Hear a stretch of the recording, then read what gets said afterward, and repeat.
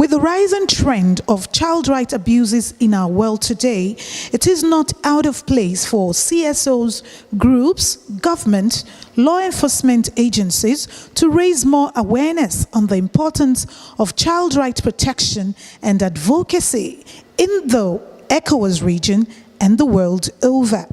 Article 19 of the United Nations Convention on the Rights of the Child provides for the protection of children in and out of the home.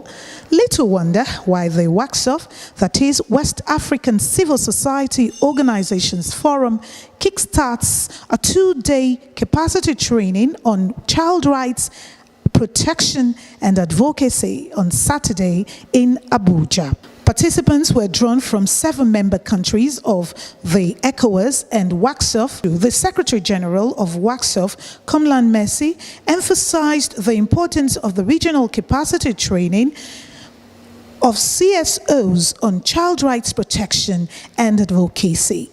My name is Komlan Messie. I'm the General Secretary of Wacsof, West African Civil Society Forum, covering all the 15 countries of West Africa. We cover different domains, okay, like child rights, women, gender, economic development, youth, etc. So the reason we are here today, because it is important to know that children, and also recently Ecowas adopted what we call the child policy, Ecowas child policy.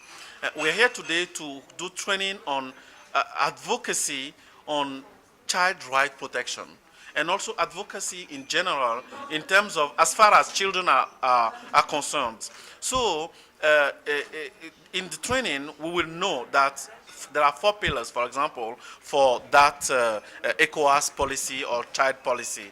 One is the right of survival, the right to development, the right to protection, and the right to participation for the children. So we have many CSOs around the region here from different countries. For example, from Liberia, from Sierra Leone, from Benin, from Togo, Mali, etc., Nigeria, obviously. So it is important to have that regional view. This is a regional session to disseminate that policy, the rights, and also to have a sensitization, collective sensitization, to have clear advocacy strategy, and to have a common view, a kind of coalition, regional coalition on child right protection advocacy. So it is important, yeah. Prove the state of advocacy on child right protection as it is today in our different countries, including Nigeria. That is the reason we are training different CSOs, different civil society organizations. Those civil society organizations will go to their respective areas, their respective cities and states, to continue the work of dissemination. He added that after the training, the participants will be well equipped to speak up and hold government and law enforcement agencies accountable on matters related to child rights protection.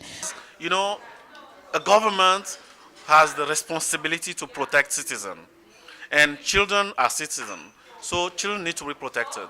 And it is not normal that in many countries,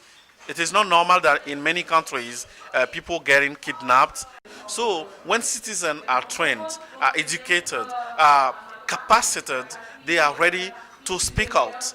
They are ready to tell or to hold the government accountable, to tell them, to question their MPs, I mean, member of parliament, their senators.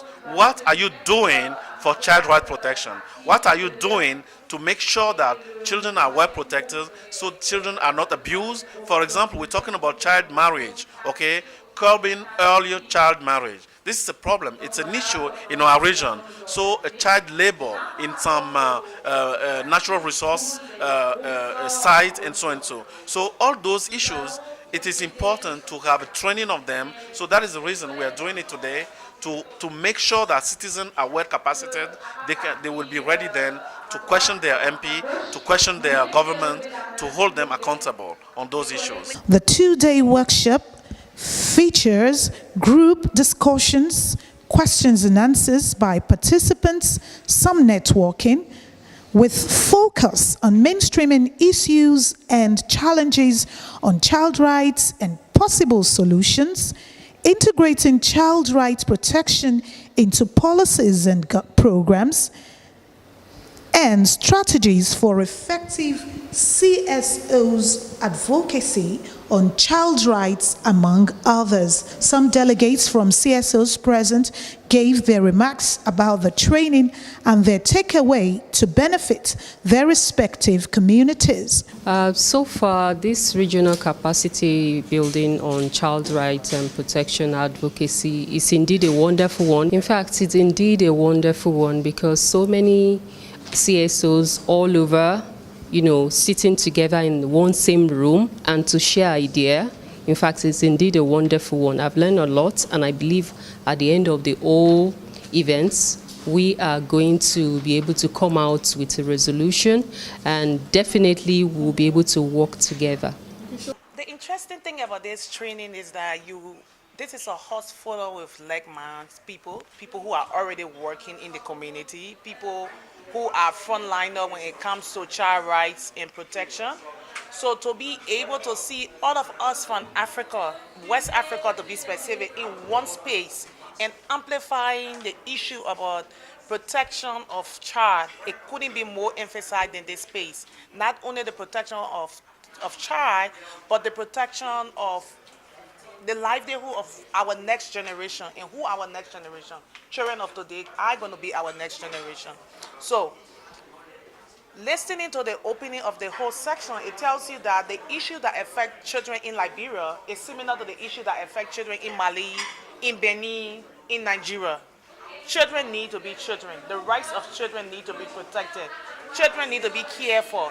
Children need to have an enabling environment that will allow them to grow and become people, better decision maker for tomorrow. So the issues that we are facing right now in the sub-region, we cannot face it because the more you have more educated people, the less likely you have disturbing, war, or instability. It's what my purpose of being here. It's what I have no regret because of the lessons and informations I have been able to add to my experience about promoting the child rights as well as advocacy.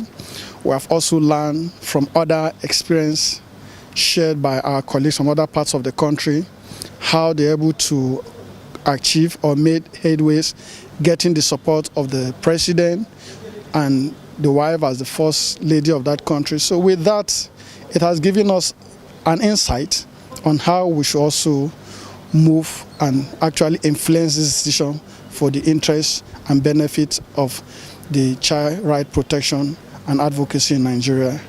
Would you agree with Wacsof? It is time to fight the ugly trend of child rights abuses to a standstill in the West African region and the world at large. So it is an issue. So we are calling on Ecowas, and also on different governments to just, take their responsibilities. Meaning, law enforcement is important, making everybody accountable. So the law enforcement, when we see children are kidnapped or we see children are getting abused or different human beings are getting abused, it is important to apply the law. We have to apply the law, and so that is the reason it is important for government to be aware of it and to take action that is under their responsibility for here. And even more than that, and we are happy to have this large participation, and it is important to see that it is very inclusive. We have different people from different areas, from Nigeria, from countries like Benin, Togo, Mali, Sierra Leone, Liberia. So this is a regional activities we're doing, and we are happy for the high level of the participation, not only the high level, but the competency of people who are here. And this is, when we question people what civil society is doing, we are doing also capacity building to help citizens to be better, to have a more integrated, peaceful, and developed region. Yeah. Just to refresh your mind, child rights protection is the protection of children from violence, exploitation, abuse, and neglect in and out of the home. With the information and knowledge imparted at this training, stakeholders hope that child rights protection and advocacy will be better and reduce vices against children, as CSOs indeed become voice for the voiceless. Toyin Ajolore, on duty at Abuja, Nigeria.